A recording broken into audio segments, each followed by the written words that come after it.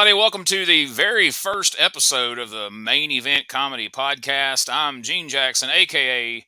Buck Jenkins. Call me whichever one you want. It's fine.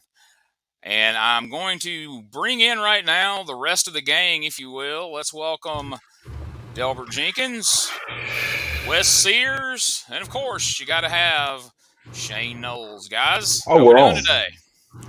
What's up? Hell yeah. Sunday fun day, baby.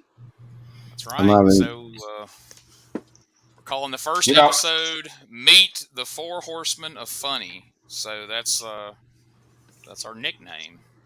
Hell yeah. We gotta live up to it. We gotta be funny. So we may have cornered ourselves here.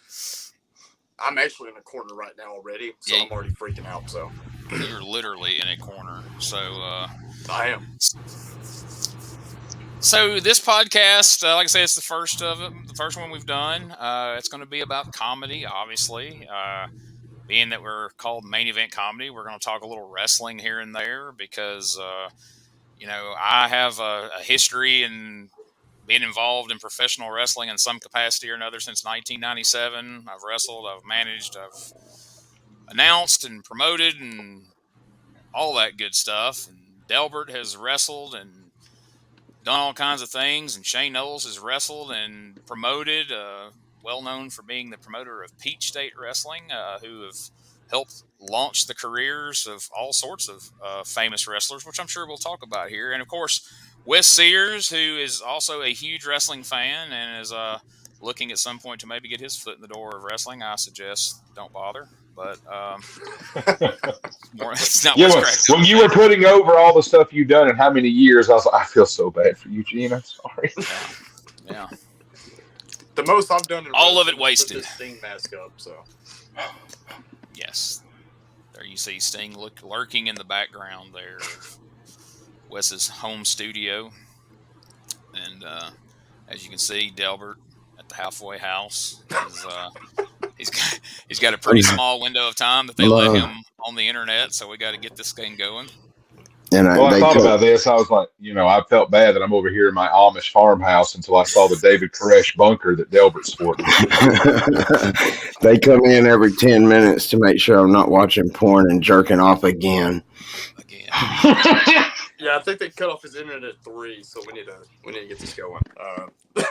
All right, we got a Waco reference in the first couple of minutes, so I'm pretty excited about that. Main Event Comedy, this is all kind of just fell together in the last couple of months, and I'm pretty excited about it. We're doing stand-up. We've got a showcase show that we do the third Saturday of every month at Happy Hour Comedy Club in Anniston. We're working on getting some other stand-up shows together. We're going to talk about that a little more at the end. We're going to plug those. And, we're looking to do some maybe some skits and some sketch comedy and different characters and different fun things. So hope everybody checks out the podcast. I don't know how – we're going to try to do these maybe each week, at least every other week. We're going to, I hate to commit to – well, hello, that's – all apologies. I was about to grab my wallet. Hello. I was going to say, apparently this is taking a whole different turn. Like, this is Shane Noles' personal OnlyFans about to happen here. But, so, to get the ball rolling, I guess we'll kind of go around the room here. And I guess the easiest way to do it is we'll go in alphabetical order, which is kind of how we're arranged here, and ask how everybody, comedy's a broad thing, but, what drew you to comedy to a point where you felt like it was something you wanted to be involved with, something you wanted to actually do? We'll start with Delbert. I've always been a fan of comedy. I always thought about doing stand-up ever since I was a kid, watching, the stand-up relief specials. You remember those on HBO? They'd have the stand-up relief with Robin Williams and Whoopi Goldberg and stuff. And I always wanted to do it. I used to watch a lot of David Letterman. I used to stay up, watch David Letterman and stuff. I was crazy about that. And Saturday Night Live. I'm a huge fan of Saturday Night Live. But I don't know. I just like performing. I like trying to perform or bomb or, just kind of get a reaction or whatever. I think that's what led me to wrestling also. Yeah, and then you find out, you get our age and find out, like, wait a minute, I could have been performing all this time and not falling down and getting hit in the head with things. There's an easier way. Like, it's way easier on your body. And I also have heard rumor that you're a big fan of Bill Cosby. Not so much as comedy, but just him as a person. Yeah, just more of the raping. I'm into raping, pillaging, Vikings, that kind of stuff. American. No, I'm totally kidding. I'm into pharmaceuticals. You're what they call an amateur pharmacist or something to that effect. Shane Noles, tell us a little bit about how you were drawn to comedy. From an early age, my father, the golden age of comedy, we watched the Three Stooges, Abbott and Costello, the Marx Brothers, who I really came to discover even more as I got older, that Groucho Marx, so far ahead of his time with one-liners and even innuendos that hold up in 2023. And then moving, of course, watching sitcoms as a kid, some of the Christian-based comedians like Mark Lowry, that's kind of what I grew up on. But, as you get older into high school and getting out, I started discovering George Carlin and Andrew Dice Clay and Richard Pryor, these guys that were always no-nos to play on the records or the tapes at the house. And now I had free reign to do so. And what Delbert touched on with late night, Johnny Carson, I started watching towards the end of his run. Letterman, I was an avid Conan O'Brien watcher through all his late night to the Tonight Show, then back to TBS. But around 2008, when I was working for Sony Music, a friend and I would go on Thursday evenings, a place called the Funny Farm Comedy Club in Alpharetta, Georgia. And it was a great deal. We worked 10 to 6. The comedy shows started at 8:30, so we got time to go. We didn't have to be in, too early the next morning for work. But in that 5-year stretch, seeing people perform live like, Gallagher, Andrew Dice Clay, Bob Saget, Dave Coulier, Brett Butler, Ari Spears, Charlie Murphy, Andy Dick, unfortunately, saw him, the worst stand-up comic I've ever seen until Delbert Jenkins. And seeing those guys and getting Bert Kreischer in his early development, during those times. So seeing them up close and personal, Amy Schumer early on in her career, seeing them interact with the crowd and hearing, eliciting the responses. So I've always loved comedy. I love cracking jokes, making people laugh. But, kind of the transition out of wrestling after 15 and a half years of promoting or being in ring or broadcaster or whatnot, unfortunately not being able to find a reliable venue for wrestling, but still having the creative itch to perform. And I had done stand-up twice back in 2012, just as a goof, like on an open mic night. Didn't think anything about it. I didn't think I sucked. I didn't think I killed. I thought I was pretty much lukewarm. But then Gene came to me in January about doing an open mic night. And you talked about how this has grown organically. It's just all formed together, the four of us now doing this deal. So, trying to find the right balance. Sometimes I like not really talking about inappropriate, because what's really inappropriate in 2023, but kind of like the Andy Kaufman thing about, maybe make you a little uncomfortable. Let's talk about the things that maybe are hush-hush, but then always make sure it's self-deprecating to rip on myself to let you know that I'm in on the butt of the joke too. Or as Charles Anders accidentally said on a phone call I had with him yesterday, he referred to something being self-defecating. And then he stopped. He goes, wait a minute, is that the right term? I'm like, if you're talking about shitting yourself, yes. Otherwise, I think you mean self-deprecating. He's like, oh, whatever. Wes, what you got? Yeah, so, being born in 1994, I'm going to name some little different people for me because, that's what I love about this group. We all have different people, different, generate with different talent. And, I'm going to piggyback a little bit because we talked about SNL. And for SNL, for me, of course we can talk about Chris Farley. We can talk about David Spade. We can talk about, but like Bill Hader for me, fantastic. I always loved Bill Hader. Bill Hader was always funny. He had characters. He had the voices. And even doing serious stuff today, he's phenomenal. Dane Cook for me. Jim Carrey. You know, I'm big on high energy, and even me on stage, my biggest thing is I'm gonna bring that energy. Look, my jokes might be shit, but you can't talk about my energy. You know what I mean? Like I'm up there, amped up, I'm ready to go. And you know, guys like Jim Carrey, you know, Dane Cook. I mean, besides the stealing jokes, you know, his energy. I think the energy was like, oh, that's funny, even though it's not as funny if he just was, you know, if he didn't do it like that, it wouldn't be as funny. Conan O'Brien, love Conan, man. To this day, I watch all of his random skits and stuff he did with his crew and, you know, different celebrities and stuff, and it's hilarious. His podcast, you know, Conan needs a friend, meets a friend, or whatever.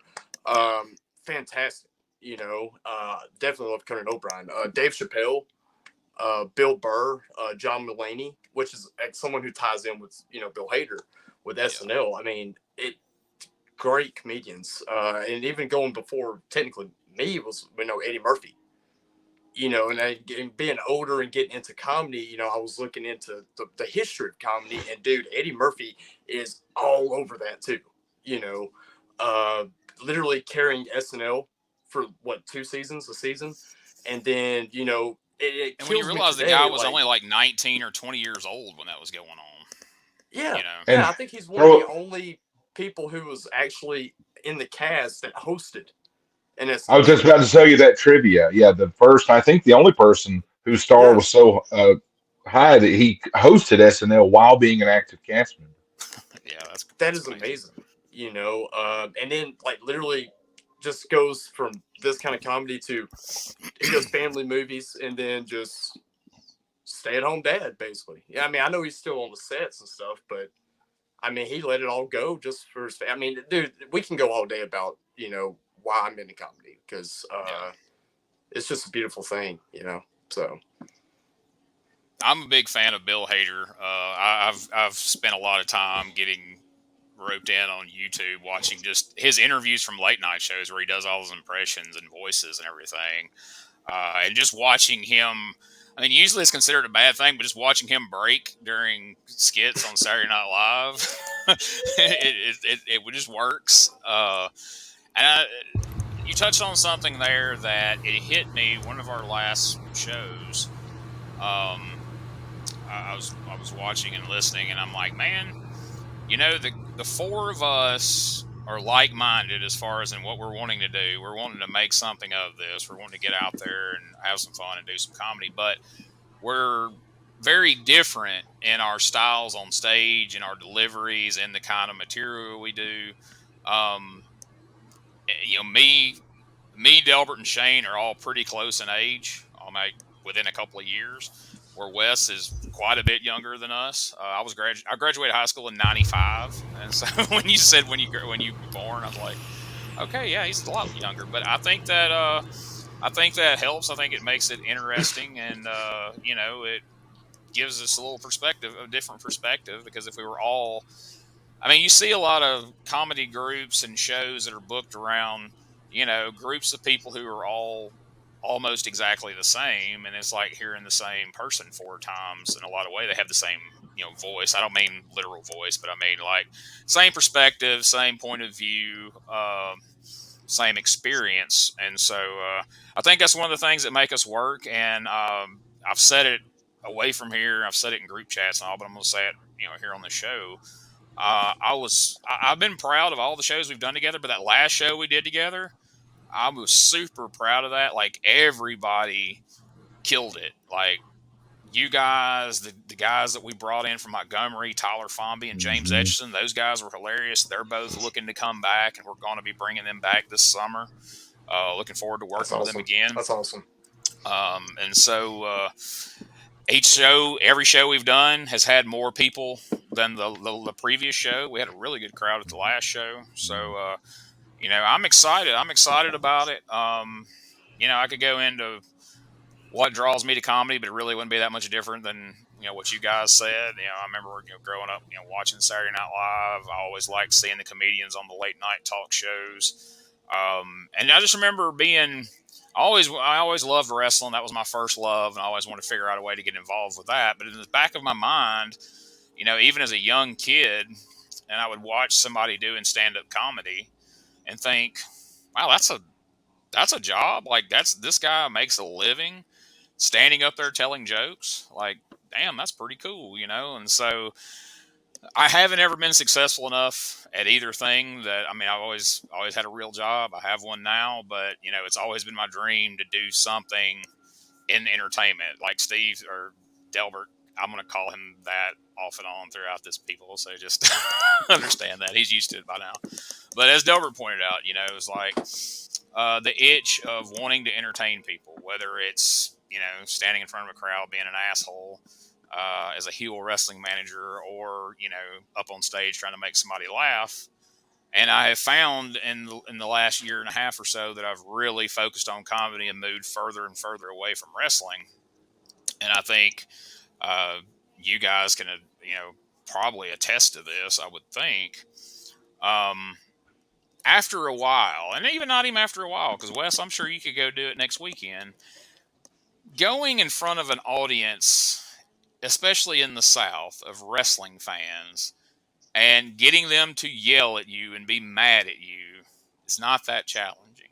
Especially if you've watched wrestling, if you know anything about wrestling, if you know anything about human psychology, it's not that much of a challenge to go out in front of a bunch of wrestling fans and piss them off. And so, for the last year or so, I would go to shows and manage, and afterwards it's like, I didn't really enjoy that much. It's not that fun. It's not that hard. But every crowd is different at a comedy show. I mean, I've done the same material, and in one place it kill, and in the next place it's lukewarm, and in another place it just be no response. So you're always on edge, no matter how good you think you are or how much confidence you start to garner. There's always that chance when you go up there, it's like, tonight's the night I might completely eat shit. And if I start to, what do I have to fall back on? What can I shift to? And so that's been my mission for me, and we're going to get into this a little more here in a moment, in this past year and a half, is to keep, because when I first started, and we'll stop here and talk about this for a minute, about everybody's level of experience and everything. I first started doing this in 2006. Started doing some open mics at the Stardome in Birmingham. And so I would go down there, and it was usually a lot of the same people in the crowd and a lot of the same people performing. So every time I would go, like once every couple of months when they did it, I would try to do a completely different set. And I finally, the owner pulled me aside, and he's like, hey man, like, where's that Alabama Auburn joke you did last time? That got a really good response. I was like, well, yeah, I did it last time. He's like, well, that's what you got to do. You've got to repetition. You've got to work on this stuff. You've got to, get good, and you got to, work your material out. So then I started shifting my thought process on that. And then I kind of strayed away from it, went back to doing wrestling, and didn't do it for years after that. And so now I'm trying to find a delicate balance of working on stuff and doing enough that I have it down. I know things that work. I know stuff that need work. But then also introducing new stuff in there so I can keep building up, my material to, have a variety of things to where if I go up and this isn't working, okay, well, I can do this over here, or I can do that over there, or whatever, where it's not like I got my 5 minutes prepared and this 5 minutes don't go well. Oh shit, I'm screwed. Because that happened at the Stardome a couple of times. I went up, got about 2 jokes in and realized it wasn't working, but I didn't have my other stuff memorized. So I just started cutting a heel promo. I just started ripping on people in the crowd for the rest of my 3 minutes. It was just being like, Don Rickles or some shit. And that didn't go over well at an open mic in Birmingham, as you can imagine. So tell me a little bit about your guys' thoughts on that, as far as, how you approach each show and decide. Well, I'll tell you what, before we get to that, let's take a step back. Let's start. We'll go around the room here again real quick. Delbert, what is your process of writing jokes and coming up with material? Usually it's just something I think about most of the time when I'm driving or whatever, and it'll pop me, and I'll hear something, somebody will say something, and I elaborate on it and make it into something else, and then I usually voicemail it to my phone, or not voice, but voice to text to my phone in the notes, and I'll tell the joke to my phone. And then I'll come home and I'll tell my girlfriend, and if she gives me the fucking look, that look like that's not funny at all, I know I might have something. She's not very good at jokes. What about you, Shane? I don't do voice to text because unlike Delbert, I can type. So whenever I think of something, I put it in my phone. But yeah, no, seriously, like driving, I do a lot of driving for work. So while listening to podcasts or songs or reading articles, because that's the thing too. I've been a trivia host for about 10 years. So trying to stay on top of what's current, what people know about as far as questions, but then trying to lampoon that, much like the recent Bud Light controversy or OnlyFans, or if you hear any of my material. I mean, I would love to do stuff that I love that pertains to the 70s, 80s, and 90s, but I also know you're hitting a niche audience there that a lot of times what you see in a comedy club is going to be people ages 21 to 35. I think, and we've seen that in the shows that we've done at happy hour. Now I can't wait to go to a room full of people that's over 55, and I'm like, these are my people. Let me hit you with some Pink Floyd beat bullshit and some of the Berserker and Big Boss Man wrestling references. But for writing, it's just what's going on and how can you twist it? How can you try to make a joke out of what doesn't make sense in our world and make it fit into a comedy platform? And what you talked about before you go to Wes, I don't want to cut in his time, but talking about the outlet, what you're talking about is a lot like wrestling. If a lot of guys go out there and it's like, I'm going to do A, B, C, D, and E, and I don't care what the audience thinks about it. This is what we called, brother. And it doesn't work. You've seen it at wrestling shows. They sit on their hands. They're on their cell phones. They go to the bathroom. That's what I like about comedy. I'm learning is it may kill me. It may kill my coworkers. But then I get on stage and Jim Bob's like, that shit ain't funny. You got to go to something else.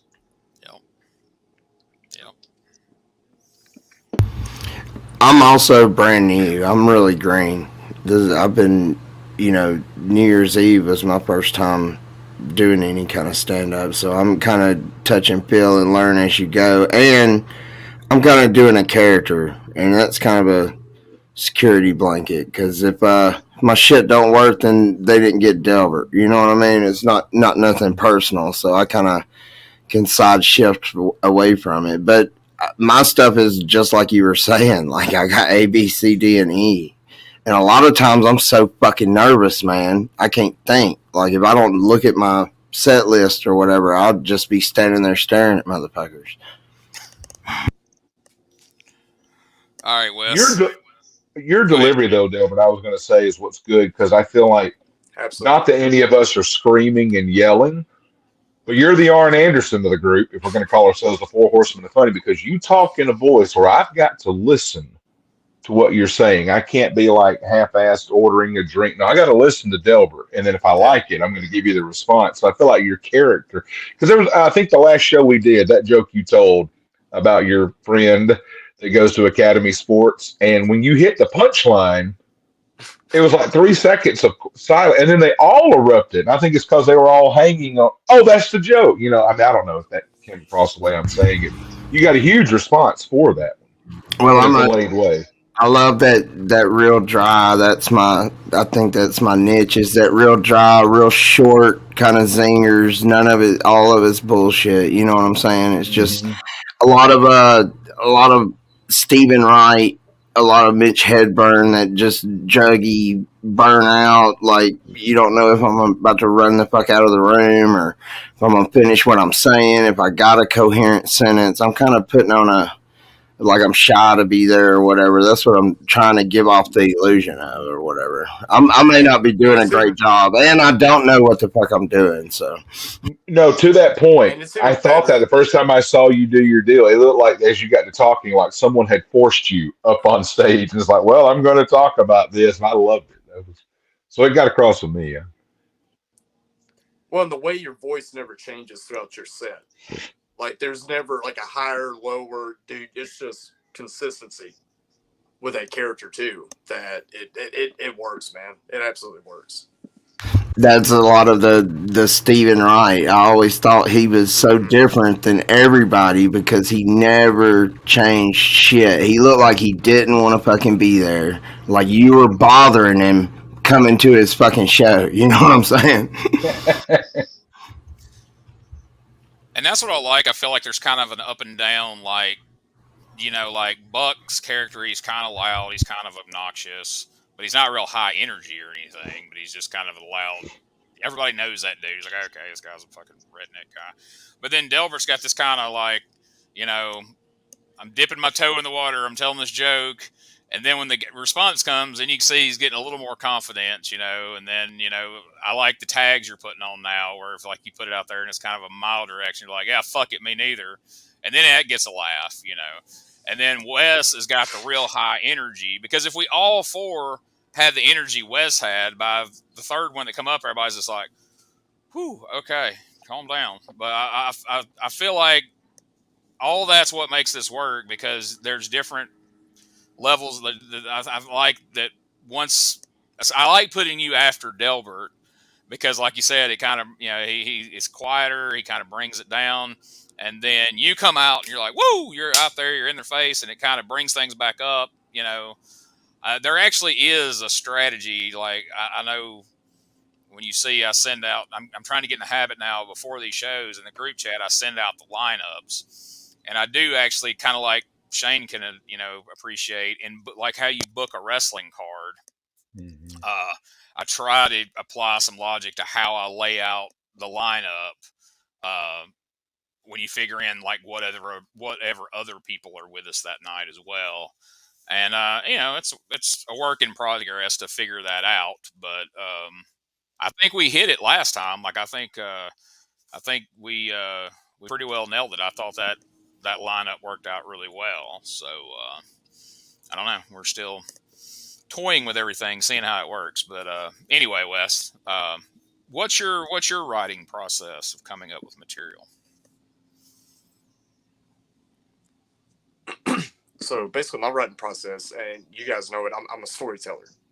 You know, I do have like a few, maybe one or two little punchlines I'll do. You know, pretty one hitters and little one liners or whatever. But like for me, it's what I go like that Walmart joke I wrote about that old guy and the chicken. 100% real. It's my imagination as well is what I'm going through. You know, being a manager, being married, you know, trying to go to Walmart, trying to play golf. You know, it's things that I go through that, and even like Shane was saying, I'll grab my phone, go, you know, type it real quick. And, you know, Gene, I told you in the interview we had, just me and you, Yeah. most of the time, whatever I go through, but I mean, golfing, whatever, I already find the punchline on what I want to make that punchline. And it's just, well, how do I get there? So that's the story part of it. I mean, I'm a big story guy. I like to paint the picture. I guess I'm like Bob Ross, you know, making, you know, these little trees over here. But I love putting people, hey, be in my shoes. Let me tell you what I went through, you know, and make a joke out of it. You know, dude, I had to go to Birmingham to learn about sexual harassment. That's a joke. Like, you know, it's stuff that I think is funny, and you know, I'll try to layer it out in my phone, in my notes on, okay, we're gonna go here, here, here, here, boom, you know, and that's just how I do it. You know, been doing it for a long time, and I enjoy it. You know, like I said earlier, I think my energy is what makes it better. You know, and I'm okay to say that. You know, I like I like to bring it. You know, so.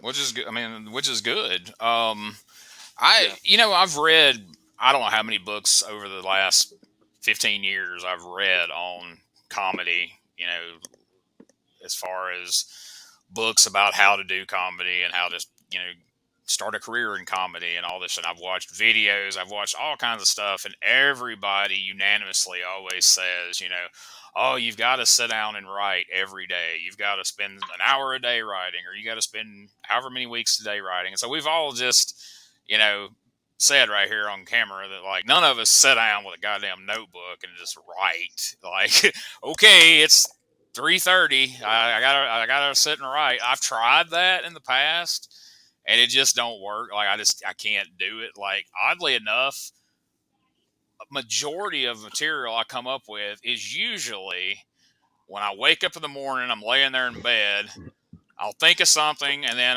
as I'm in the shower, I'll think of like, okay, well, how can I make that into some kind of bit? And then I've got about a 40-minute drive to work, and then I'll kick it around in my head a little more driving to work. And that's usually how I come up with stuff. And then I'll catch myself every once in a while because I don't really consider myself a storyteller at this point, although I have tried to find ways that I'll take my lineup of stuff I want to talk about and try to weave it into where it sounds like it's, all somehow works together.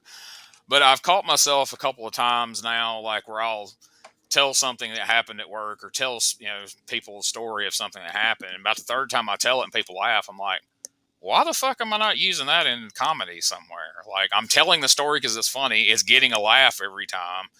But then I have to break it down and go, okay, is that only funny because they know me?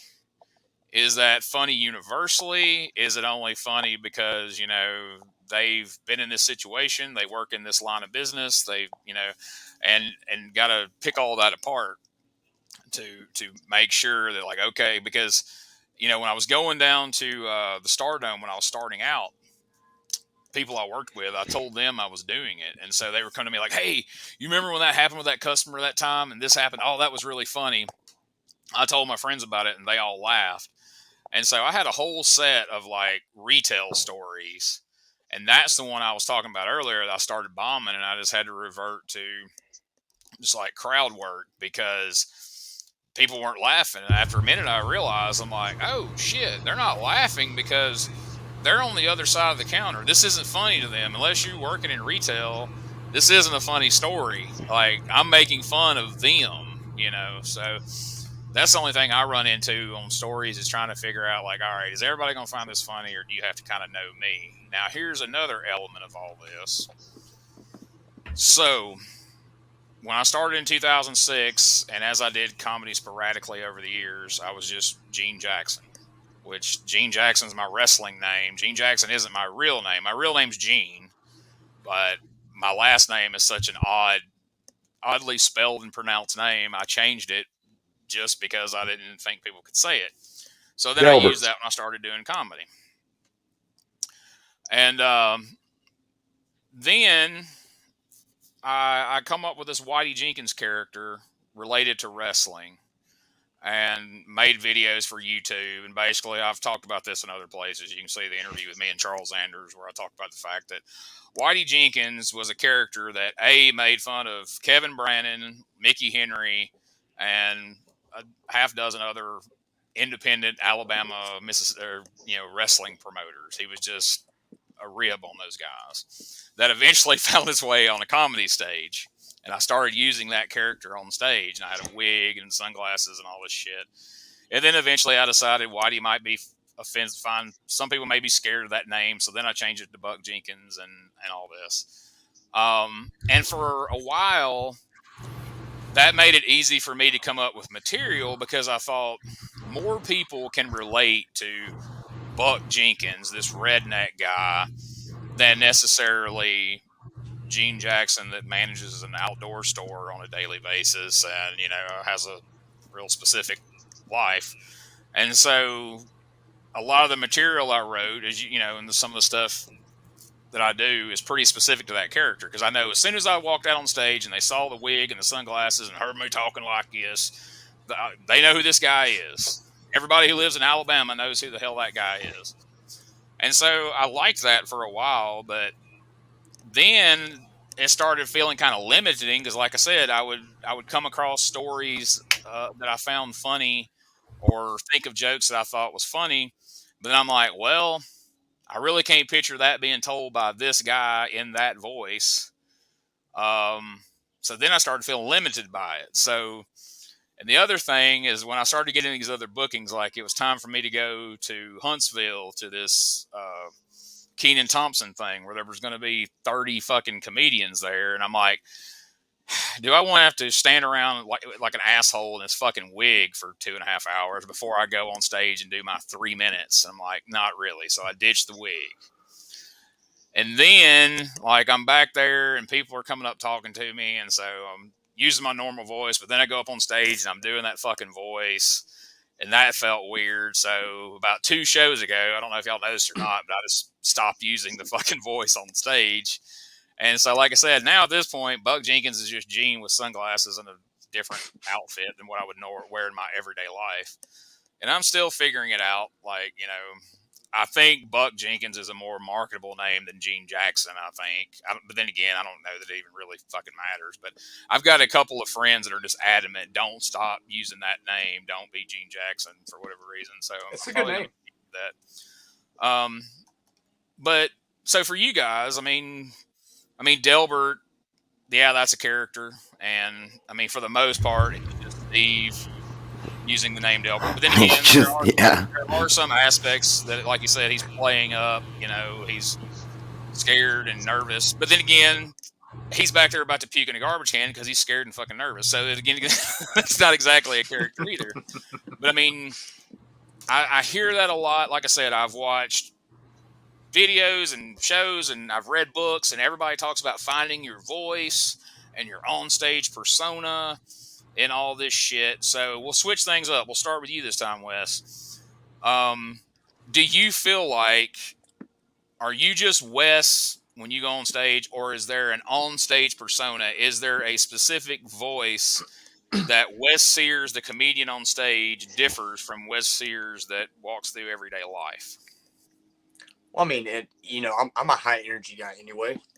Even doing this, I'm you know, but I crank it up a notch. I definitely crank it up a notch on stage because, I mean, like I said, like watching Jim Carrey and his stand-up, material, it was pacing, a lot of movement, a lot of facial expressions, stuff like that. Even with Dane Cook, dude was literally all set, just moving.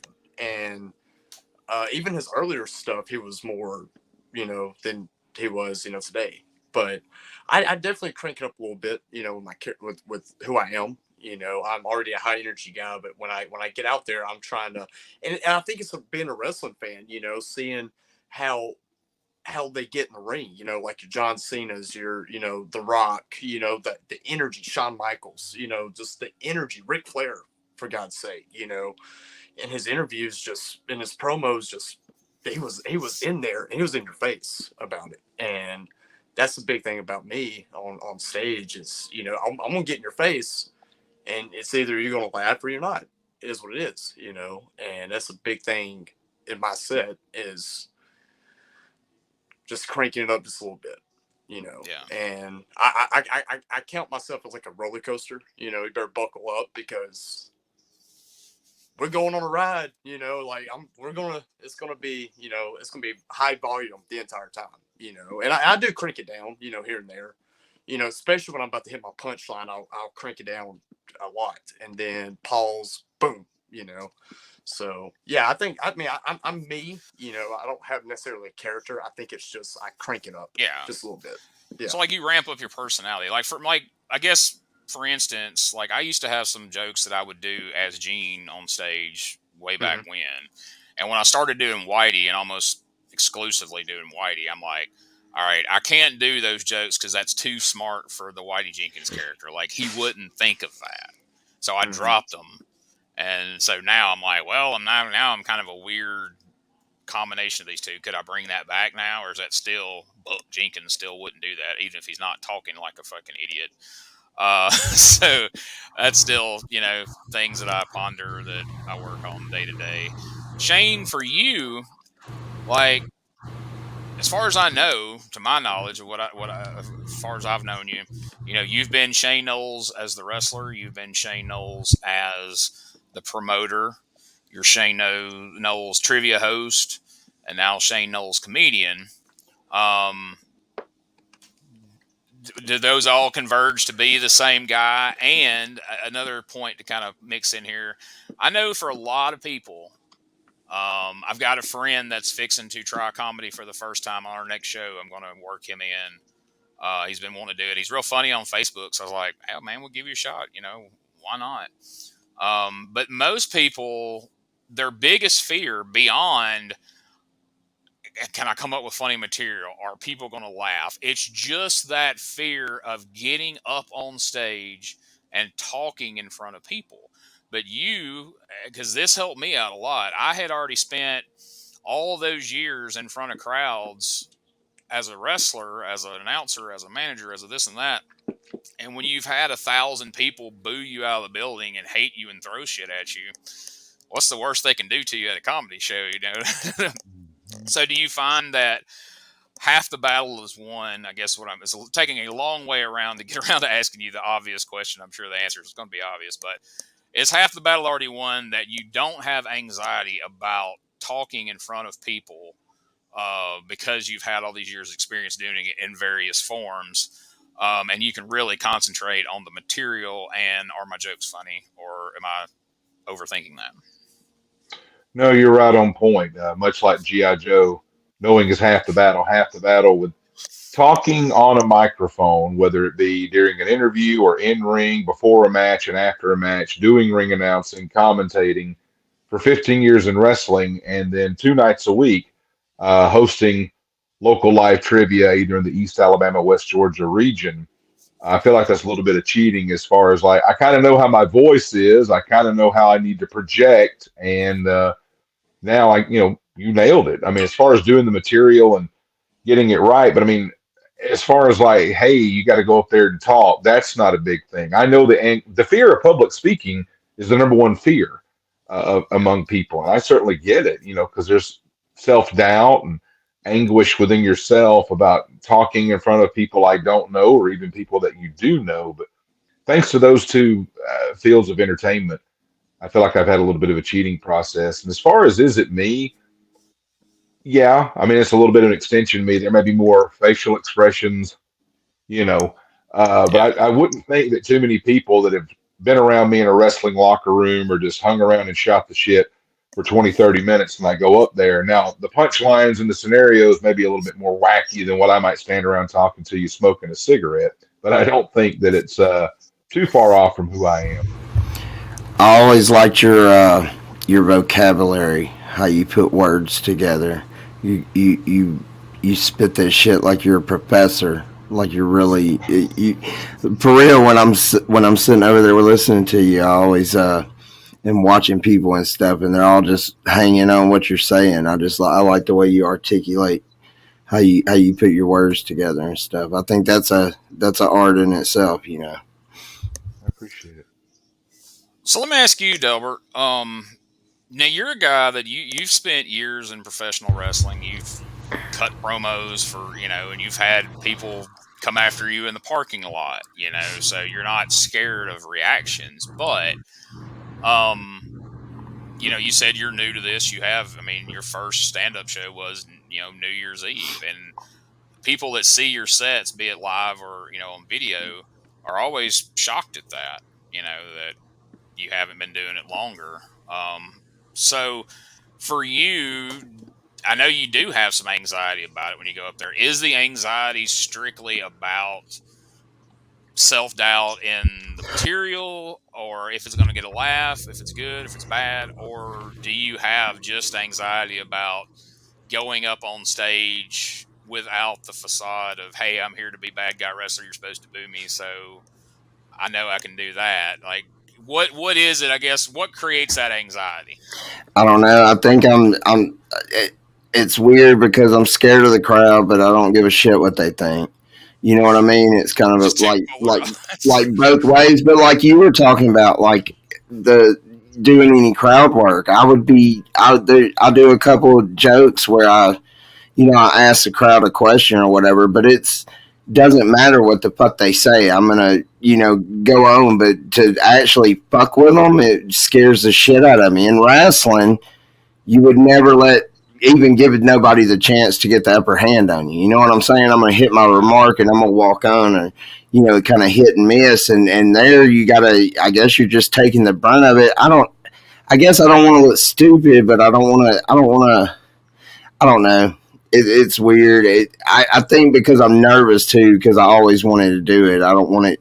I don't want it to be a joke. I don't want it to be. You know what I'm saying? I'm trying to really make something happen, or at least for those few minutes I got to to really kind of capitalize on it or whatever. I don't want to more of a failure to myself. I think is the anxiety, but it's weird because in wrestling, like I managed last night, and manage ain't shit. But when I was wrestling, I quit getting nervous. Like I didn't give a fuck. You know what I'm saying? They would be like, "You're gonna do this. You're gonna do that." I'd be like, "All right," and they'd be like, "There's 2,000 people. There's 5,000 people. Whatever." I never cared. You know what I'm saying? I wasn't nervous. I didn't get the jitters. I didn't feel like I was gonna throw up. But that one night when you just like, and I'll introduce you, and you walked away, I thought I was gonna puke and shit myself. Like right then, I was just like, like it's just I don't know. It's like a rush for me. Like I was high off of it. Like I didn't get high off wrestling anymore. When we do these shows or whatever, and I come down, I'm like, you know what I'm saying? I'm high off of it. Like I used to get off wrestling or whatever, and it's more challenging. There's nobody to blame. Who are you going to blame? You going to blame the crowd? You know what I'm saying? It's all on you. There's nobody else. In wrestling, you'd be like, well, the dude I wrestled fucking sucked. Or this guy, referee's an idiot. Spot, yeah, the promoter don't know what he's doing. You got 1,000 things you can blame it on. But out there, it's your fault. You know what I mean? Give or take. Yeah, because if they're not buying what you're selling, it's your job to figure it out. I was going to say to that point, Delbert, even though I say it's cheating having the experience, when Gene brought me up in January about 5 minutes before, I'm having some nervousness. And I'm like, what are you nervous about? But then I realized I'm not going out here and cutting a wrestling promo off the cuff, or I'm not about to ask some pre-planned questions that I've written for you to give the answer. Like, oh no, man, you got material. You got to go out here and you got to, feed with these people. And you haven't done that in a long time. And you were talking about the challenge, but I love that. I love the fact that even though we've had some of the same people at the same shows, we have different people at every show. And one thing that goes through my mind on this is each person, I think, is different at a comedy show. Some people are coming to see you because they're your friend or your coworker, or they're coming with a friend or a coworker. But think about the people that kind of get coerced into coming where it's like, oh, I just had a bad breakup, or I lost my job. Somebody's like, well, come get some laugh. They have no clue who you are. They may not even kind of want to be there. You've got to do what you can to get laughter out of them. So it's challenging different people. To me, in the crowd, they're there for different reasons. Hopefully all to laugh, but as far as like how they got there, maybe And that brings up an interesting topic. And I know we can't talk about all things comedy in the first episode because what will be left. But that is why I have found that I enjoy doing comedy in a comedy club a lot more than doing comedy in restaurants and bars, because whether they got drugged there or they're just there with friends because that's what everybody else is doing, but on some level, everyone in that room is there to see comedy. They know that's why they were there. They pulled up in front of a place that has comedy in the name, and so that's what they expect. And a lot of times you do these bar shows and people come to drink and have fun and talk to their friends, and they're like, who are these assholes in the corner over here telling jokes? And they're annoyed by it. And now you got to try to win people over, or you got to entertain people that are interspersed amongst these people who aren't there for it. And it's a challenge, and it can be super frustrating, both for the performer and for the other people who are there for the comedy and are, distracted by the people who aren't there for the comedy. I have to 100% agree, dude. And I mean, there's places I've been in Gadsden, I've done places in Jacksonville, and I've never honestly, like, around here had an actual comedy club. And dude, it hits different. Like you said, I mean, you go to this place because, hey, it's tequila night, or hey, $2 off on billiards, shooting pool, over here. But there's Shane in the back telling jokes, and the whole time there's, hit the damn 8 ball. And, Shane's up there trying to tell jokes. complete different atmosphere with a comedy club because people come in and they're going to eat. They might have something to drink, but they know, okay, there's a couple comedians tonight. That's why we came. And that's the main. And dude, they're so respectful, and that's a big thing that I've noticed these last 2 shows that we've had, guys. Is the crowd is so respectful. They might comment out loud, which I don't mind. Yeah. They're not. To me, they're not trying to, overtake the show or anything. They're involved, and I love the crowd involvement as well. But they're so respectful. It's very quiet. And dude, yeah, it's a whole different ball game when you have a crowd like that. So. Yeah, I kind of came in backwards because that's what, like, I started out doing, like, Stardome. I did a couple of mics at the Comedy Catch in Chattanooga. I got to do a showcase at Stand Up Live in Huntsville. And then I went and did some bars and, like, oh, shit, this sucks. And, then, like, now the other thing, though, is, like, I got to do a show. I got to open for Cassio Kid at Stand Up Live back at the night before New Year's Eve, and there was like 300 people there, and I wasn't nervous at all. Like, it was great. Like, it was fun. I mean, everybody, tickets were what they were, so people were there to laugh, and they were very attentive, and it was a great night. I've had nights at happy hour like last year when they were first getting opened back up from COVID and all that. And, like, we literally did shows where there were more comedians than there were, like, people in the crowd. Like, we literally did a show one night for 2 people, a 70-year-old black couple.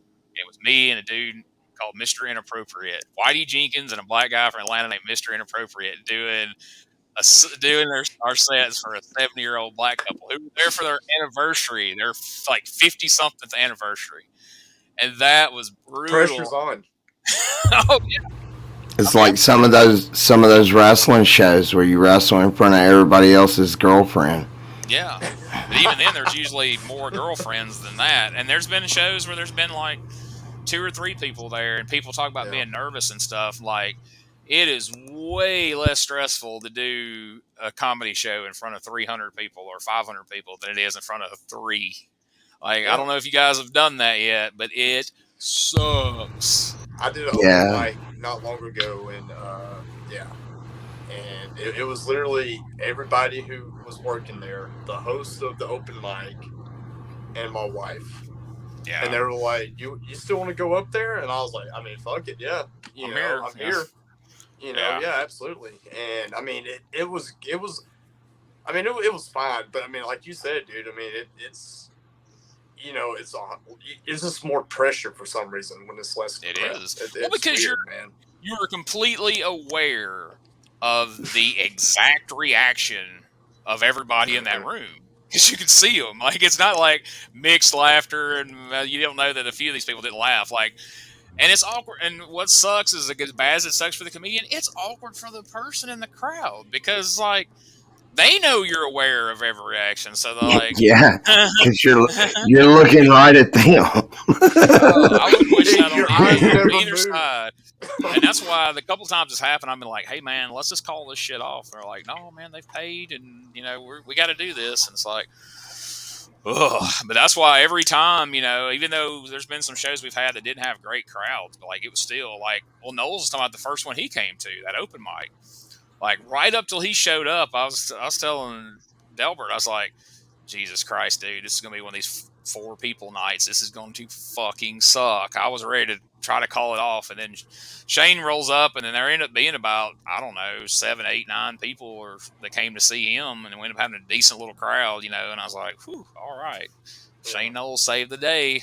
And that makes a big difference. I mean, it makes a huge difference. And that's just like why, like, this guy that I'm letting do this show on the 20th. He knows, like, Rosie knows him.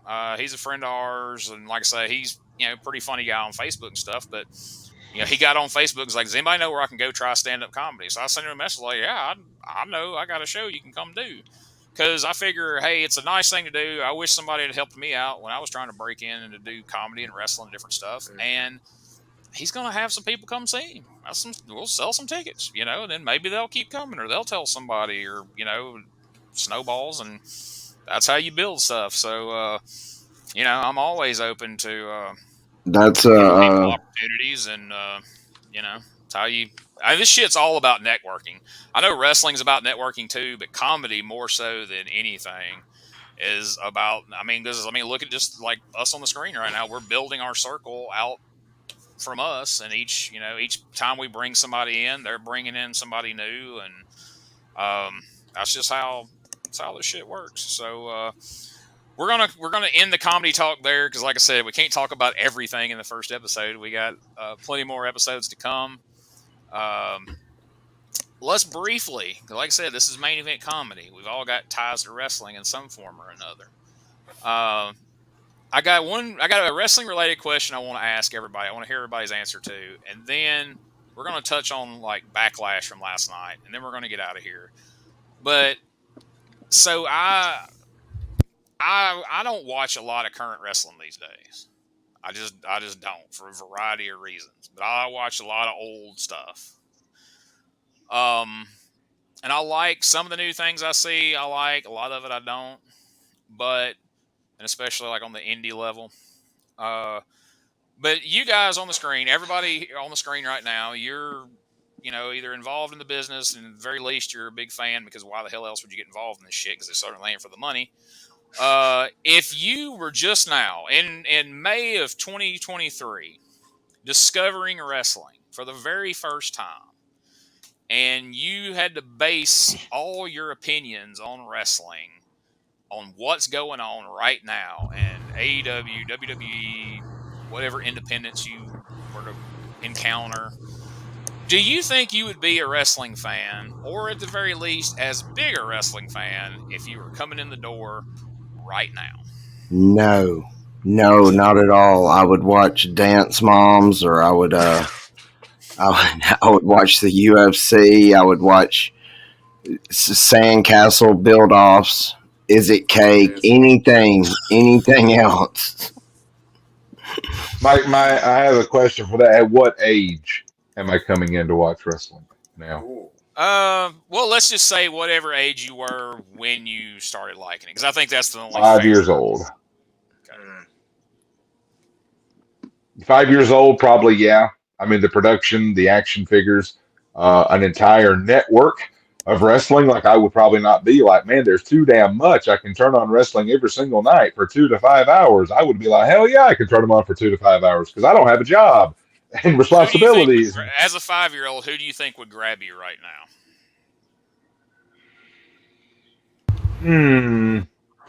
Cody Rhodes.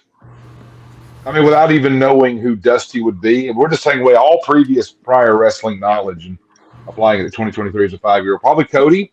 I like the red, white, and blue. You know, that he comes out in. I'm just putting myself hopefully in a 5-year-old's rank. I would also probably be drawn to Drew McIntyre because he would look like the action figures from other franchises that I play with. Yeah. Wes, where you at? Yeah, I mean, it's hard not to say Cody. You know, I mean, honestly, man, this is gonna be a little crazy, but I think if I'm watching AEW at least, I mean, I think Jericho grabs me just because of his persona. You know.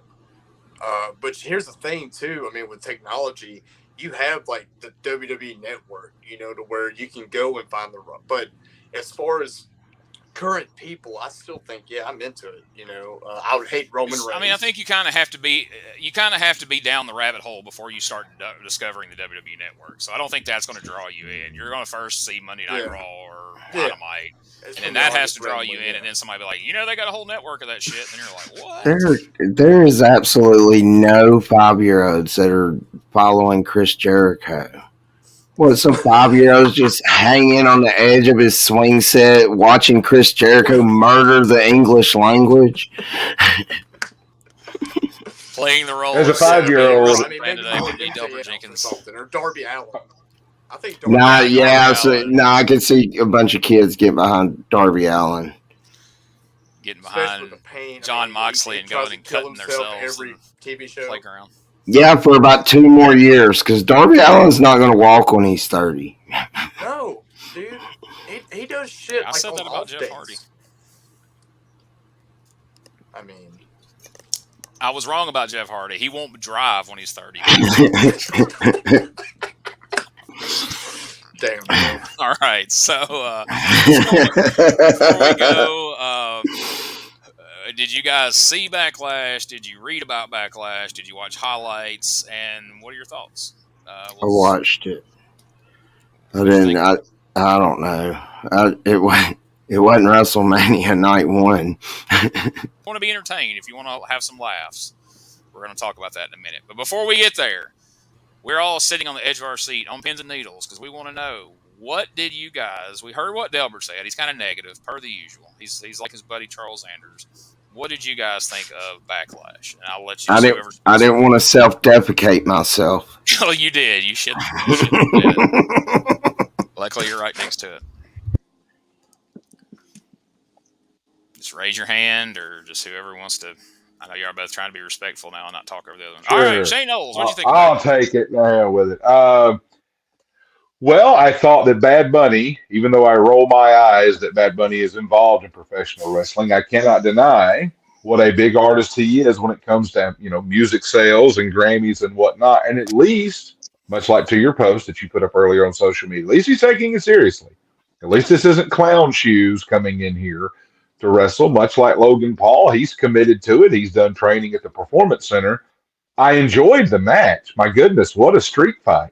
But what does that do for Damian Priest to lose to Bad Bunny? I'm like, gosh, could he not beat Bad Bunny here? This isn't Mania, as Delbert said. This is Backlash. Give the guy a win.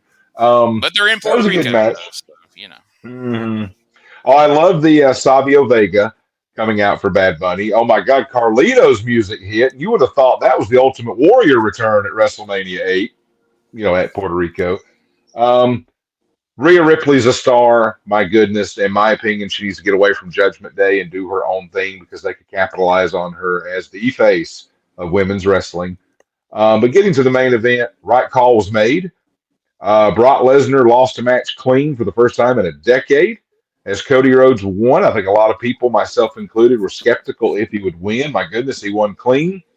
I love that Cody dove over the top rope during Lesnar's entrance to start. That set a very good tone after what Lesnar did to him. I thought, we're not going to do a lockup and stare down, are we? And Cody said, no, screw that.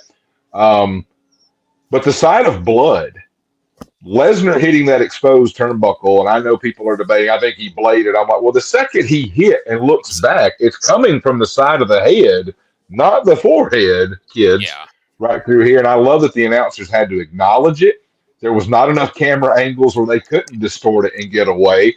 But it didn't. I don't know if you guys laughed. I love the announcer. Cole goes, his face is a crimson mess. I'm like, you can't even say crimson mess. Damn it. Like Gordon Soley, a crimson mess. Oh, my God. Crimson mess. He probably had to go to a medical. He had to go to a medical facility after that. Well, if he bladed, you show me where, because I didn't see it. Wes? But yeah, the finish of that, loved it. The armbar with the roll up because it still keeps Lesnar strong, that a guy could not break out of a submission. But Cody kind of snuck one there. Mm-hmm. Didn't hurt him one bit. You know how stupid I am?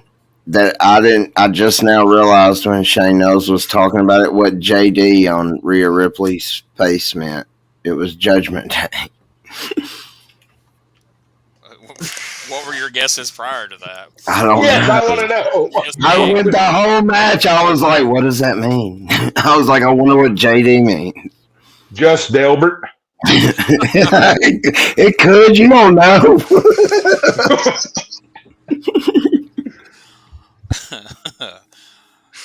What's your takes, Wes?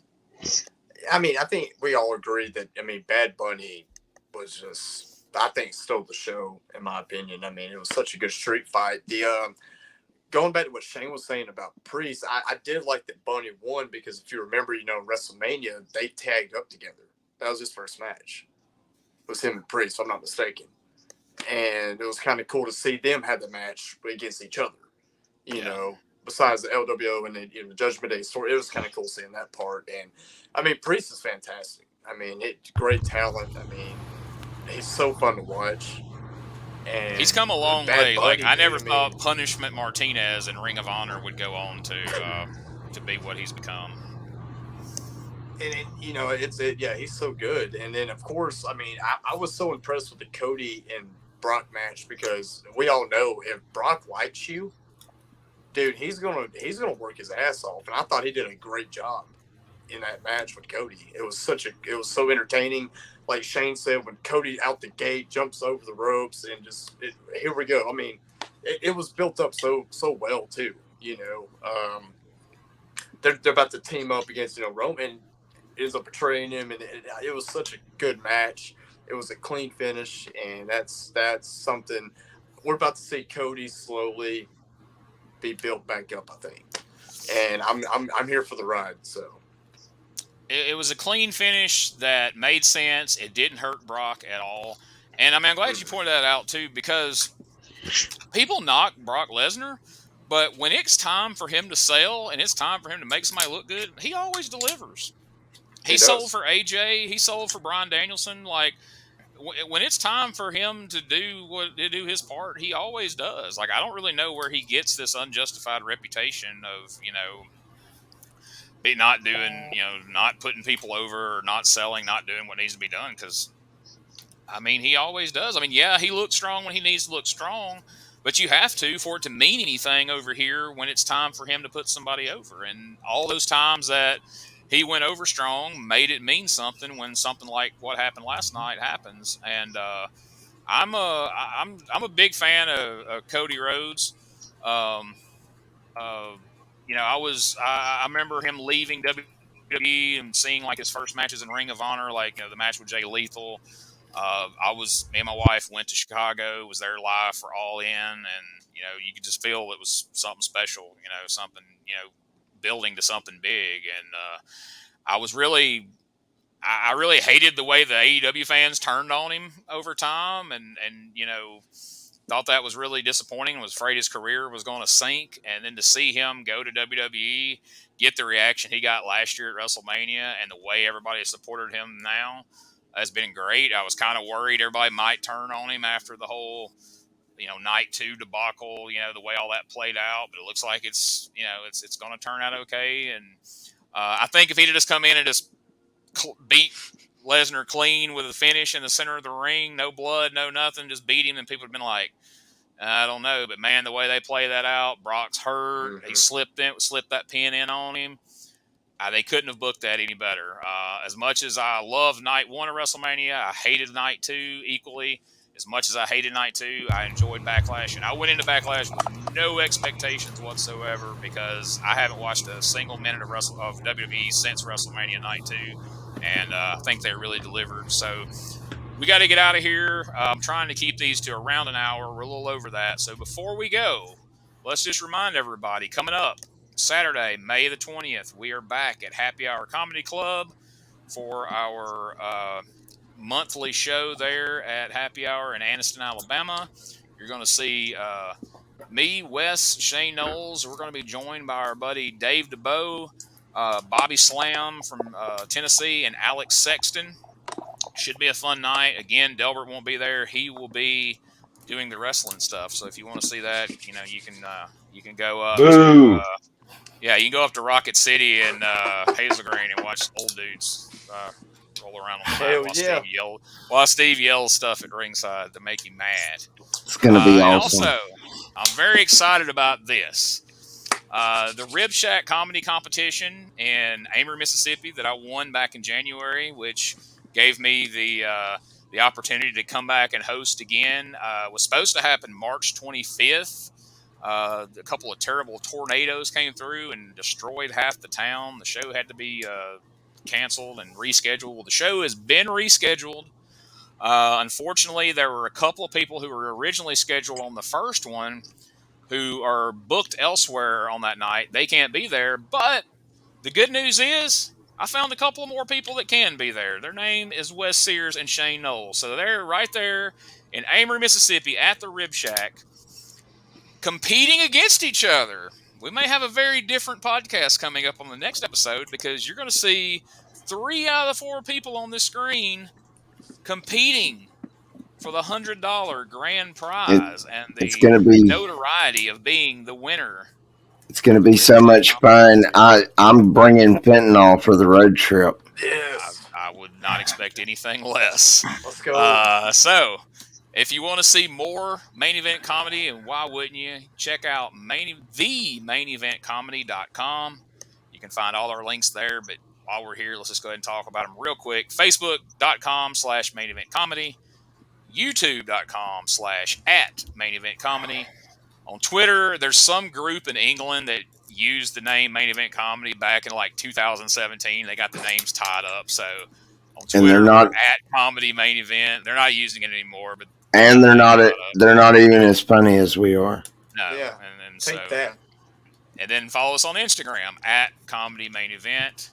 And also, if you have a question, if you need advice from the one and only legend, Macho Man Randy Savage, I'm not going to tell you how, but we have managed to access the Macho Man Randy Savage, and he is going to be a part of every episode of Main Event Comedy Podcast moving forward, and he will be here to answer your questions and to give you advice. So if you need advice, go to facebook.com/maineventcomedy. You can either post it on the wall or send us a private message and tell us what you want to hear from the Macho Man, what advice you need, and we will make sure that the man himself will address it right here on the next episode of the Main Event Comedy Podcast. Anything else, guys, before we close out? No, I'm good. Thank you guys for watching. I will personally deliver the Macho Man here next time. And Delbert, thanks for the fentanyl in advance. There you go. So thanks, folks, for watching. Please share this around. Spread the word. We're going to be doing these as regularly as we can. And make sure you come out and see us either in Anniston or in Amory. We are also working on nailing down a date for Gadsden, Alabama very soon. So as soon as we have that date, we'll be announcing that as well. And I've also talked to a friend who's trying to find us a venue in Coleman. So you never know. We're gonna be bringing Main Event Comedy somewhere soon. And if you want to see us come to your town, hit us up. Help us find a venue, and we'll make it happen. So for Wes, Delbert, and Shane, I'm Gene Jackson, aka Buck Jenkins. We'll see you next time.